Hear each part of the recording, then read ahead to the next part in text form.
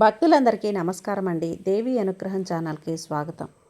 దుర్గమ్మ యొక్క ఆశీస్సులు అందరిపై ఉండాలి అని చెప్పి మనస్ఫూర్తిగా కోరుకుంటూ ఈరోజు దుర్గమ్మ అందించేటువంటి సందేశం ఏంటి అంటే, బిడ్డ, ఈ నెల 19 గురువారం రోజున ఉగాది రాబోతుంది.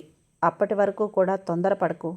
ఏమాత్రం కూడా తొందరపడి ఆలస్యం చేయొద్దమ్మా. వెంటనే ఈ దుర్గమ్మ చెప్పింది విన్నావు అంటే ఆశ్చర్యంతో నోరెళ్ళబెడతావు. నీ జీవితంలో నీకు మంచి రోజుల్ని నేను రాసి పెట్టేశాను.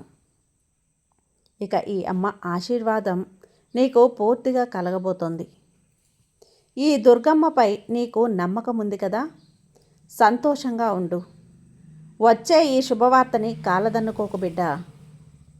నేను చెప్పినట్లుగానే 19వ తారీఖున ఈ శుభదినాన ఒక మంచి వార్త అనేది నీ చెవిన పడుతోంది. అది కూడా ఒక వ్యక్తి ద్వారా వినిపించబోతున్నాను. నువ్వు మనసు పెట్టి అమ్మ మాట విన్నావు అంటే నీ జీవితం తప్పకుండా మారుతుందమ్మా.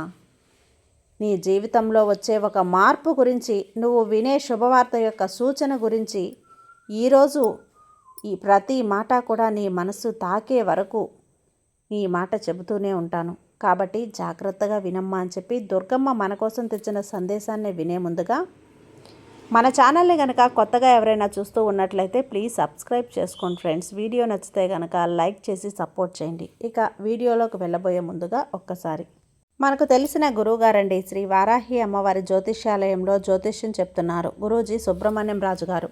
Contact number 9989794560. ఈ గురువుగారు ఎలాంటి సమస్యనైనా సరే ఫోన్లోనే పరిష్కరించేస్తారు. నమ్మకంతో కాల్ చేయండి. నెంబర్ 1 స్త్రీ పురుష వశీకరణ స్పెషలిస్ట్ గురూజీ సుబ్రహ్మణ్యం రాజు గారు.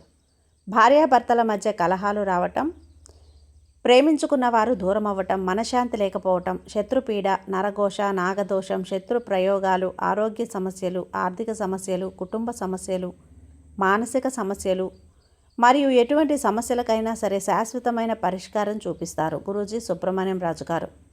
నమ్మకంతో కాల్ చేయండి. జై వారాహి అమ్మ.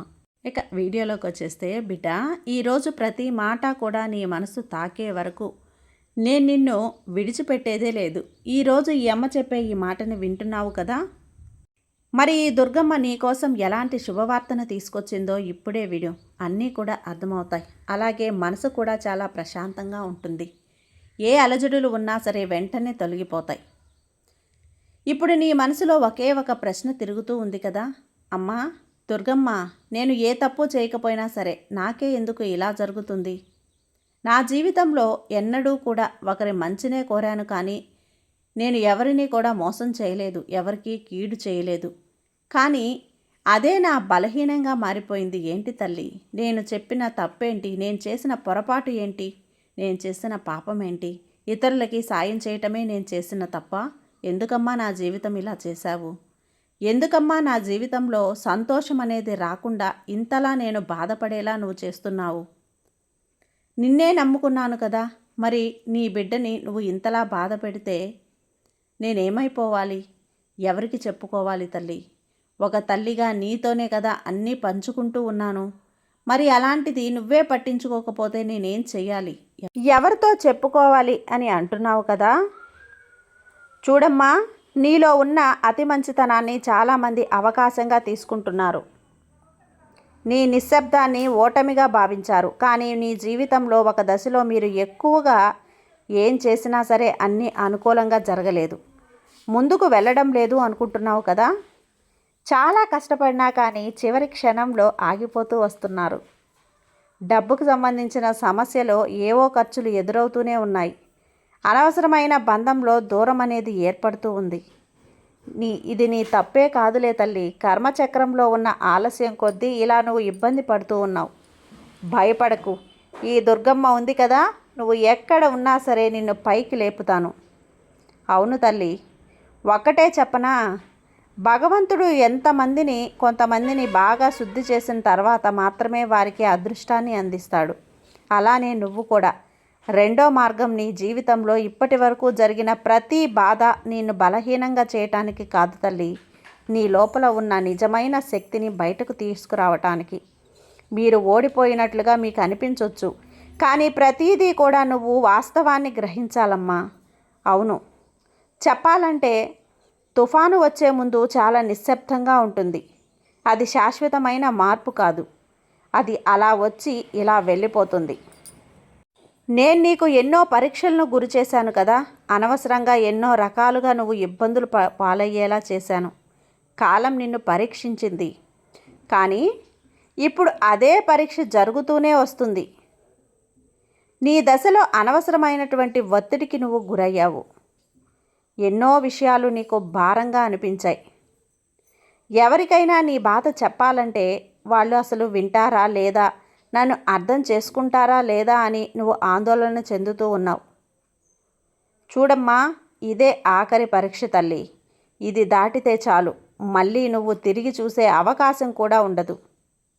ఈ సమయంలో నేను నీ సహనాన్ని పరీక్షిస్తాను, నీ నమ్మకాన్ని పరీక్షిస్తాను. నువ్వు ఎప్పటికీ మంచితనాన్ని విడిచిపెట్టకుండా ఉన్నావా, లేదా ప్రపంచంలోనే నువ్వు కూడా మారిపోయావా అనేది చూస్తాను. చాలామంది ఇక్కడే ఓడిపోతూ వచ్చారు బిడ్డ. కోపంలో ఎప్పుడూ కూడా ఎక్కువ నిర్ణయాలు తీసుకోకూడదు. అనవసరం లేని మాటలు ఏవి కూడా మాట్లాడకూడదు. అవసరం లేనటువంటి వ్యక్తులతో నువ్వు నమ్ముతూ ఉన్నావు. అలానే నువ్వు కూడా ఈ రోజున నిశ్శబ్దంగా ఉండాలి. ఎక్కువగా మాట్లాడకు. ప్రతి ఒక్కరికి కూడా నువ్వు వేసేటువంటి ప్లాన్ల గురించి చెప్పకు. ఈ ఆఖరి పరీక్షే నీ జీవితాన్ని మలుపు తిరిగేటువంటి ముందు వచ్చే చివరి అడ్డంకులన్నీ గుర్తుంచుకో. నువ్వు దేని గురించి ఎప్పుడూ బాధ పెట్టుకోలేదు తల్లి. నీపై కరుణ చూపిన మొదటి సంకేతం ఏంటో తెలుసా? నేను ప్రత్యక్షమైనటువంటి అనుబంధం నీతో ఏర్పరచుకున్నాను. నువ్వు అన్యాయాన్ని భరించలేవు, నేను కూడా సహించలేను. ఇటీవల నువ్వు గనక గమనిస్తే అకారణంగా నా పేరు నీ మనసులోకి రావటం, అలానే ఎక్కడికి వెళ్ళినా అమ్మవారి గుడికి పసుపు కుంకుమలు తీసుకొని గాజుల్ని తీసుకురావాలనిపించడం, ఎవరైనా ఇస్తే దాన్ని మహాప్రసాదంగా నువ్వు స్వీకరించి ఆనందంతో ఉప్పొంగిపోతున్నావు. ఇది నా దుర్గమ్మ నా కోసం పంపిన మహాప్రసాదం. ఈ పసుపు కుంకుమలను, ఈ గాజులను నేను అస్సలు వదిలిపెట్టను. ఈ దుర్గమ్మ నాకిచ్చిన ఈ మంచి అవకాశాన్ని నేను ఎందుకు వదిలిపెట్టుకుంటానని అనుకోవటం.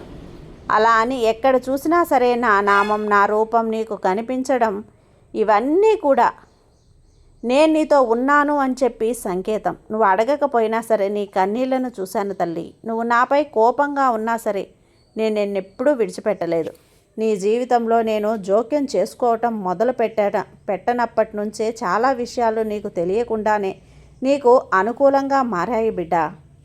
ఎవరైతే చూసి నువ్వు బాధపడతావో వాళ్ళే నీకు దూరమయ్యారు. ఎవరినైతే నువ్వు ఆశ్రయించావో వారే నిన్ను నిరాశపరిచారు. ఇవంతా కూడా నువ్వు అనుకున్నట్లుగా నష్టం కాదు తల్లి. ఇది నీకు ఎవరి గురించి ఏ వ్యక్తి ఎలా ఉంటారో అవన్నీ కూడా స్పష్టంగా చెప్పడానికే నేను చేసే ఈ చిన్న ప్రయత్నం ఇది.